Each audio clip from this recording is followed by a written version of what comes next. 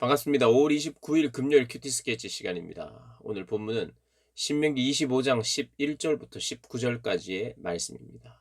오늘 본문은 이렇게 시작합니다. 두 사람이 서로 싸울 때에 한 사람의 아내가 그 치는 자의 손에서 그의 남편을 구하려 하여 가까이 가서 손을 벌려 그 사람의 음낭을 잡거든. 두 남자가 싸우는데 자기 남편을 도와주겠다고, 자기 남편을 구해주겠다고 부인이 가서 상대방의 음낭을 잡는다면 그건 어떻게 되느냐 하면은 여인의 손이 찍혀짐을 당한다는 것입니다. 이게 가혹하기도 하고 어떻게 보면 참 웃기기도 하고, 남자가 싸우고 있는데 그 아내가 도와주겠다고 상대방의 그 음낭을 잡는 것은 참 이게 뭐라고 할까요? 좀 우습기도 한 것 같은데, 그런데 굉장히 가혹한 처벌을 하는 것 같아요. 여자의 손을 찍어 버리라고. 불쌍히 여기면 안 된다. 그 여인을 그렇게 손을 찍어 버리고 잘라 버리라고 이야기를 합니다. 오늘 이 말씀을 해석하는 그 해석은 하나밖에 없습니다. 이것은 그만큼 굉장히 중요한 일이기 때문에 생명을 상징하는, 남자의 생명을 상징하는, 또 생명을 이어주는, 생명 전수하는, 그 어떤 면에서는 남자에게 있어서 가장 중요한 부분이지 않습니까? 생식기, 생명을 계속해서 전수할 수 있는 이 부분에 대해서 해를 가하는 것은 거의 살인에 가까운 것이 아니냐라는 그런 입장인 것 같아요. 그래서 오늘 본문은 생명을 끊어내려 하는 이 시도는 손을 잘릴 만한 그런 어떤 어 악한 행위로 이렇게 본다, 이렇게 이야기하면 되겠죠. 그것을 우리가 자세히 생각하기보다는 오늘 이 시대에, 그래, 생명과 관계된 이 일들을 방해하는 일, 그것이 손이 잘릴 만큼의 아주 나쁜 행위구나. 어떤 것이 있겠습니까? 전도를 방해한다든지, 아니면 예배를 통해서 우리의 생명이 새로워지는, 성장하는 이런 것을 막는다든지, 아니면 사람과 사람이 화해를 하고 화평을 이루려 하는 것들을 막아내는 그 일은 생명을 끊으려 하는, 뭔가는 끊으려고 하는 그런 시도가 참 나쁜 일이다. 이렇게 우리가 조금 이 해석을 점핑해서 우리가 생각할 수 있지 않겠나 싶습니다. 그래서 오늘 이 본문을 잡을 때는 이런 일을 하는 사람은 없을 거예요. 없을 뿐더러 이렇게 혹시라도 한다고 해서 손이 잘리거나, 지금 이 시대에 그러진 않아요. 근데 이 시대에 우리가 이것을 한번 적용하자면, 생명을 중시하고 생명을 계속해서 유지하고 생명이 계속 전수가 되게 하는 이 일이라면, 영적인 원리로 우리가 생각했을 때 접근하면 좋겠지요. 그래서 여러분, 함부로 전도하는 것에 대해서 아 뭐 전도한다고 되나? 사람들이 이렇게 갈라져 있는 것을 화해시키는 것이 참 중요한데, 그 일들을 내가 하려고 하는 것을 누군가가 방해한다면 그게 이런 어 악한 일이 아닌가.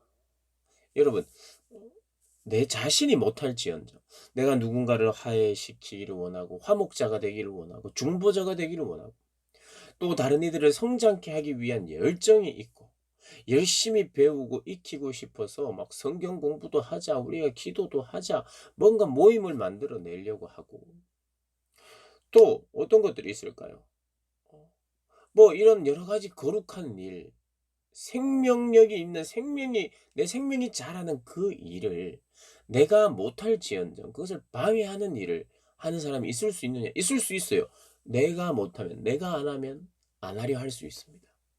그게 오늘 이 시대에는, 오늘을 살아가는 이 시대에는 그렇게 적용하면 좋지 않을까 하는 그런 생각을 합니다. 그러면서 공정한 삶을 살아라, 또 그 이어지는 말씀이 공정한 삶을 살아라라고 이야기합니다. 공정한 저울추를 가지고 있어야지 큰 것과 작은 것을 이렇게, 그러니까 속이면 안 된다 이거예요. 저울은 하나여야 된다. 이중잣대, 두 가지의 잣대를 가지고 사람들을 차별하면 안 된다. 오늘 이 시대에, 오늘을 살아가는 이 시대에는 우리가 그렇게 적용하면 되겠죠. 공정한 저울을 가져라. 그래서 거짓으로 재지 말고, 그리고 거짓으로 팔지 말고, 1kg도 안 되는데 1kg의 그 중량으로 저울을 고치고 이렇게 하지 말고 공정한 삶을 살아라. 그리고 사람을 대할 때도 다른 잣대로 어떤 부류의 사람은 굉장히 과대평가하고 어떤 부류의 사람은 과소평가하면서 그를 대하는 어 잣대가 이중 잣대를 가진 사람이 되면 안 된다. 이렇게 우리가 오늘을 살아갈 때 이렇게 적용할 수 있겠죠. 그리고 이제 17 절부터는 아말렉, 이 아말렉 이놈들은 "아말렉이 너에게 한 것을 기억하라." 이렇게 이야기하는데, 아말렉은요 오늘 본문에도 이렇게 나옵니다. 어 18 절에 "곧 그들이 너를 길에서 만나 네가 피곤할 때에 네 뒤에 떨어진 약한 자들을 쳤고 하나님을 두려워하지 아니하였느냐." 이제 출애굽 당시에 이 아말렉이 이 이스라엘 후미의 약자들을 괴롭히고 했던 것을, 약자들을 쳤던 것을 하나님께서 "너희들은 이것을 기억하고 그래서 이 나라를, 이놈들을 완전히 진멸시키라. 완전히 진멸시키라." 그 내용입니다. 하나님 너무 싫어하세요. 뭐냐면 약자를 괴롭히는 거. 약자. 근데 사람들은 누군가를 괴롭힌다 그러면 강자를 괴롭힐 수 있습니까? 그렇지 않죠. 나는 강한 사람을 괴롭히는 사람이 이런 거 없어요. 괴롭힌다 그러면 나보다 약한 사람을 괴롭힙니다. 모두가 그래요.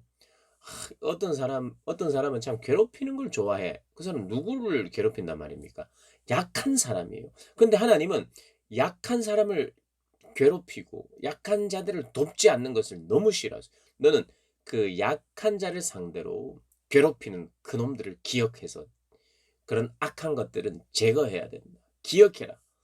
그래, 여기서 우리가 사람을 죽일 수는 없어요. 이렇게 적용하면 될 것 같아요. 어떻게?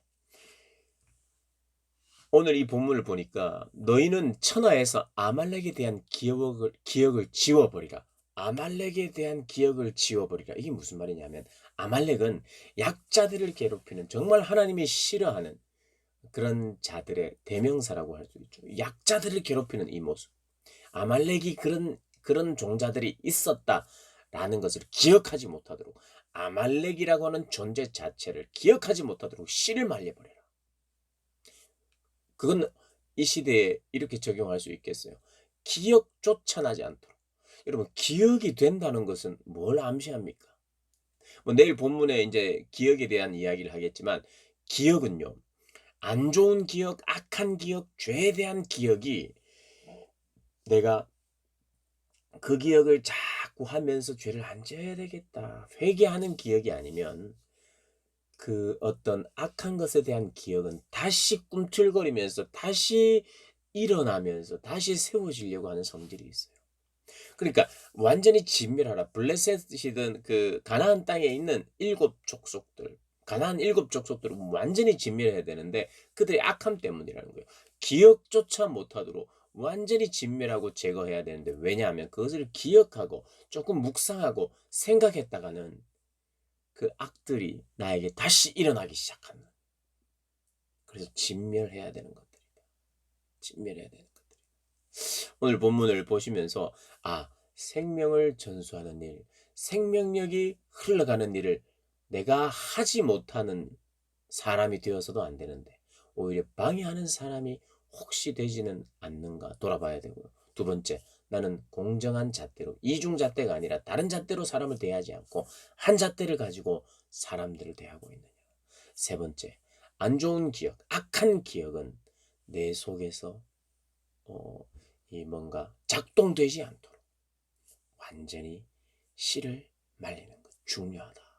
오늘 본문을 통해서 이것을 묵상하시고 내 삶에 적용하시는 그런 모든 분들 되시길 주님의 이름으로 축복합니다.